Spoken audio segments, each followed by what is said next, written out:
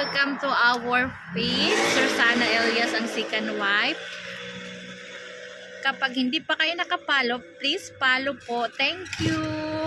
So habang nagyaya ako ng bata, andito sa tabi ko, nihintay ko yung nanay.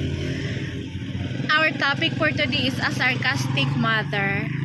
Sarcastic. Nabasa ko to sa YouTube comments. Ano yung sarcastic? Hindi ko naintindihan English. Ako naman is pure Bisaya talaga. Ang tigas ko magsalita at saka malakas yung boses ko. Tuwing tumatawag ako ng anak ko, malakas yung boses ko. Akala ng iba, galit na ako. Malakas yung boses ko, guys. Pero, ganun kami the way magsalita. Malakas ako magsalita at matigas. Matigas talaga ako magsalita, Bisaya.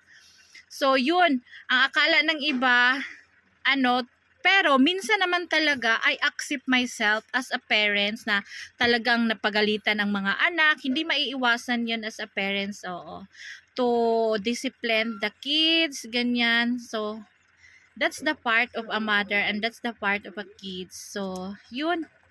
So, I'm a 100% Bisaya and matigas ako magsalita. So, thank you for watching, guys. Hopefully, subscribe our YouTube channel, Rosana Elias, and please follow our page for more videos. Pag nagbibiyahe kami na, tanong natin si Elias sa aking pagka-sarcastic mother.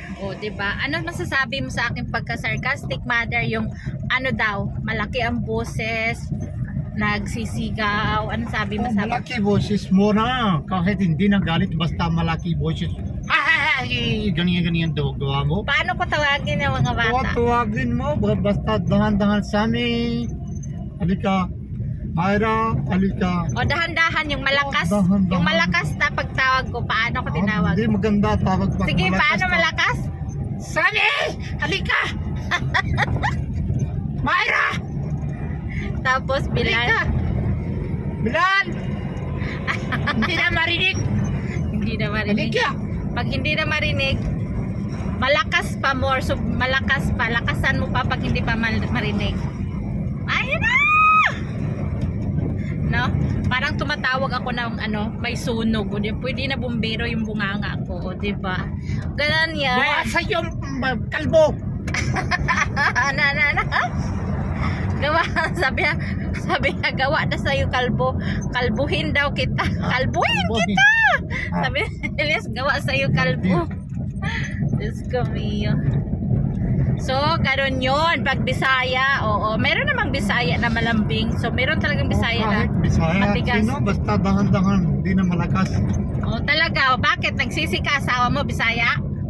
Bisaya, asawa ko, hindi Ano? Hindi marunong ako Bisaya.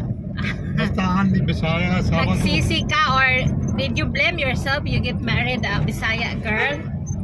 Hindi ako bilhin. Ano? Happy ako, basta voices mo, control mo. Ala. Mo! Kahit ako, kahit bata. Boses mo daw, control mo. Ano daw yun? Tagalogin mo. Boses mo, control mo. Dahan-dahanin daw yung boses.